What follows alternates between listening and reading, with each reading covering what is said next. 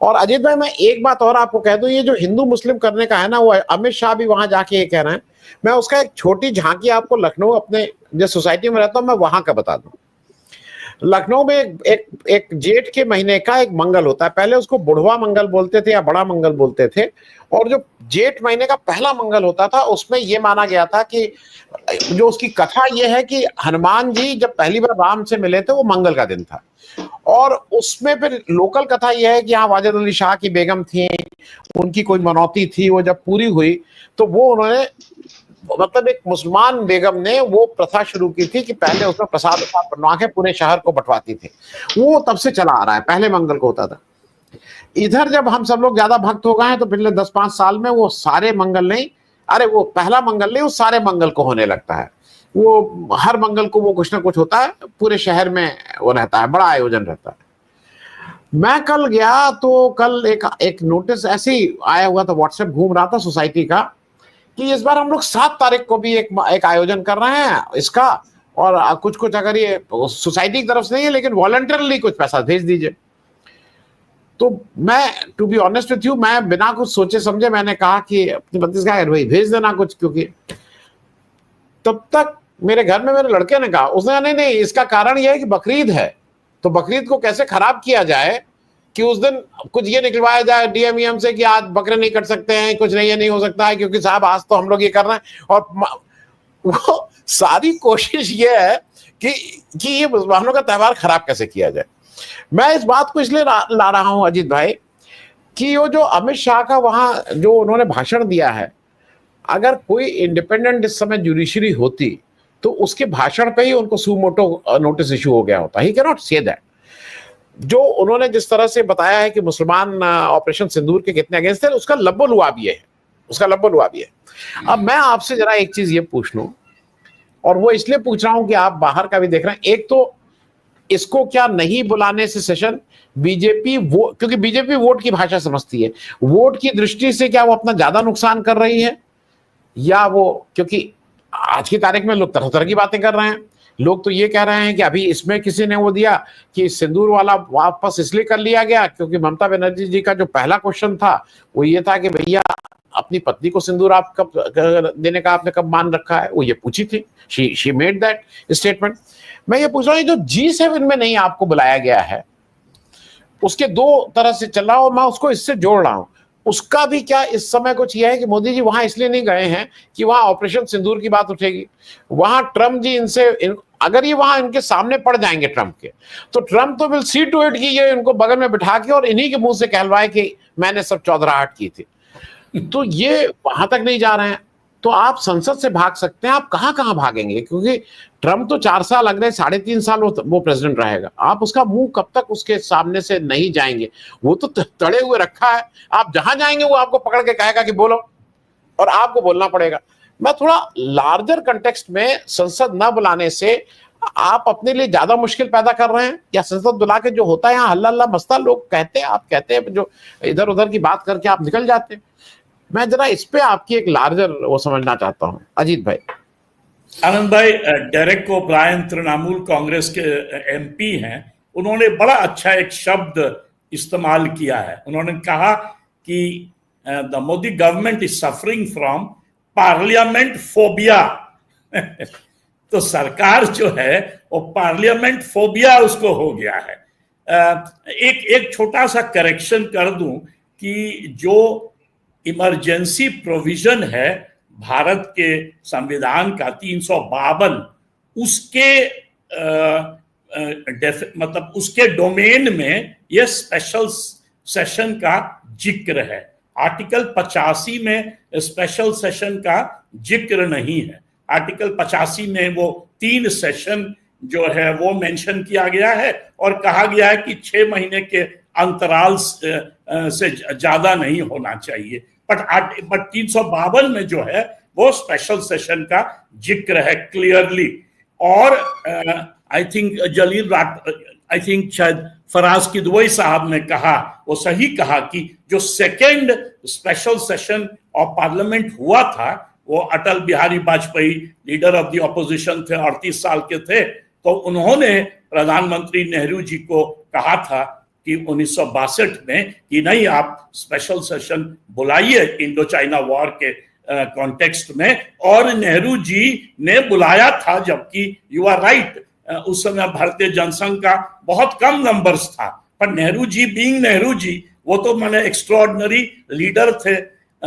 Modi ji being Modi ji मतलब नेहरू जी के पैर के जो कहिएगा मतलब अंगूठा से भी कंपैरिजन नहीं कर सकते हैं, तो इनको पार्लियामेंट फोबिया है। और उसका मेन रीजन है मेरे अनुसार, आई थिंक मीनू जी ने काफी विस्तार में कहा कि ये जो सीडीएस है ना, सीडीएस साहब जनरल अनिल चौहान, उन्होंने जो ब्लूमबर्ग और रॉयटर्स को सिंगापुर में इंटरव्यू दिया, जिसमें उन्होंने सीधे कहा कि एयरक्राफ्ट वर लॉस्ट, उसके बाद उन्होंने बाकी चीज कहा, पर उन्होंने माना कि एयरक्राफ्ट वर लॉस्ट फर्स्ट डे। और आपको याद है कि पूरा जो है भाजपा का प्रधानमंत्री से लेके हर लीडर, हर पूरा जो एंटायर बीजेपी का जो सो कॉल्ड सिस्टम है वो इसके खिलाफ था। जहां कोई मेंशन किया वायर का, आपको याद है वायर को निकाल दे, उस दिन जो है वायर बंद कर दिया गया, क्योंकि वायर ने सीएनएन को दिल्ली टेलीग्राफ को सॉर्ट ऑफ क्वोट किया था एज सोर्स, और उसमें दिया था कि द राफेल्स वर शॉट, तो उसको बंद। बाकी बहुत सारे सोशल मीडिया चैनल्स जो मेंशन भी किए थे तो उनके खिलाफ अटैक, तो गवर्नमेंट जो था ना पैरानॉइड था बिल्कुल ही।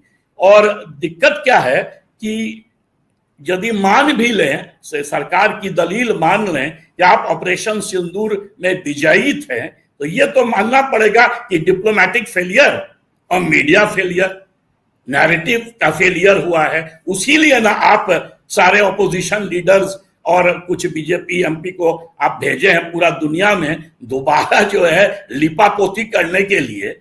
पर जैसे नहीं कहते हैं अंग्रेजी में कि once the horses are bolted, तब आप जो है स्टेबल डोर बंद कर रहे हैं।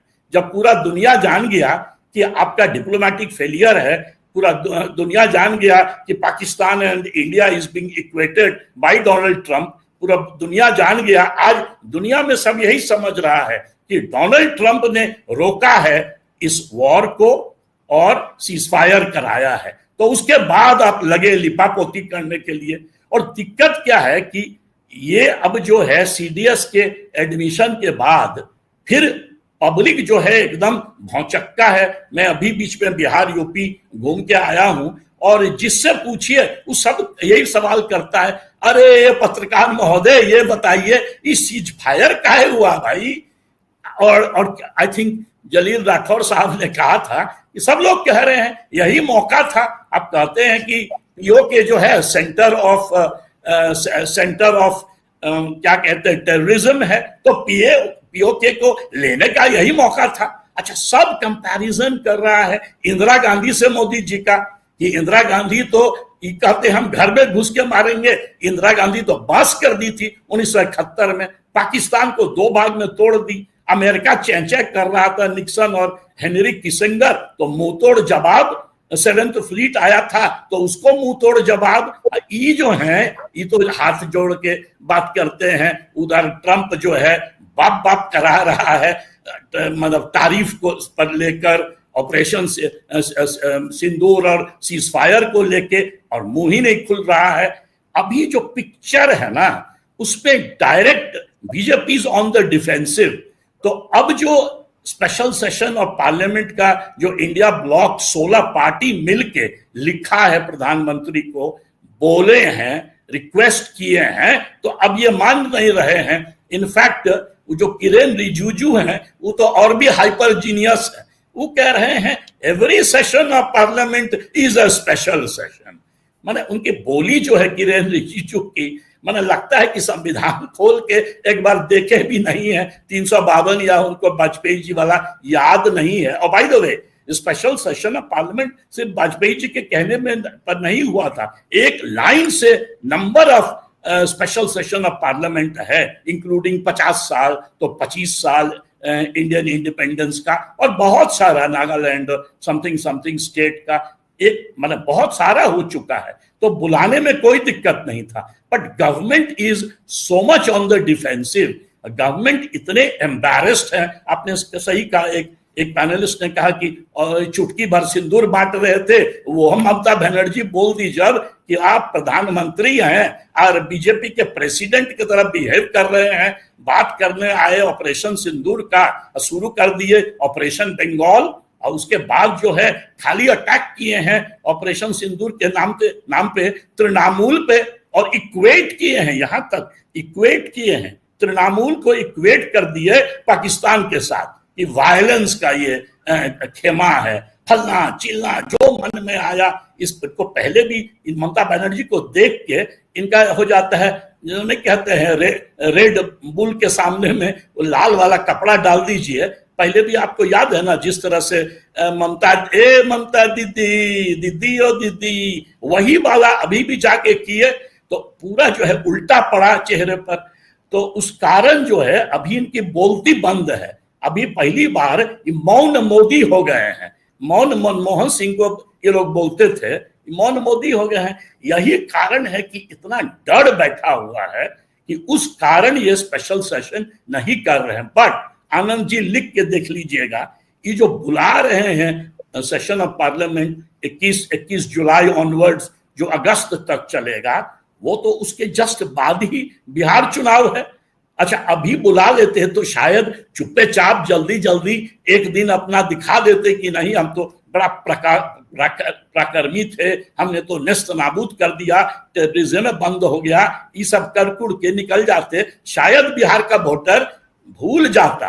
पर जब अगस्त में करेंगे, जुलाई और अगस्त में, हालांकि उस समय भी कोशिश करेंगे कि इस इश्यू पर ये बात न करें, और इनके पास तो पार्लियामेंट्री मेजॉरिटी है, तो ये दूसरा चीज में फंसाते रहेंगे ऑपोजिशन को। पर जब ही कर दिए तो उसका डायरेक्ट असर पड़ेगा, आप देखेंगे बिहार चुनाव पर, और ये जो है इनका बेड़ा गर्क कर देगा। ये लोग सोच रहे हैं कि पहलगाम के तरह, पहलगाम, हाँ, वो जो 19 जो सेकेंड चुनाव, पुलवामा 2019 में जो जीते बालाकोट, तो उस तरह से जो है पॉपुलैरिटी है। बट वही होता है, history repeats itself, but first time, second time is tragedy and third time is farce. तो इनके लिए कहीं ट्रेजेडी एंड फार्स ना हो जाए बिहार चुनाव।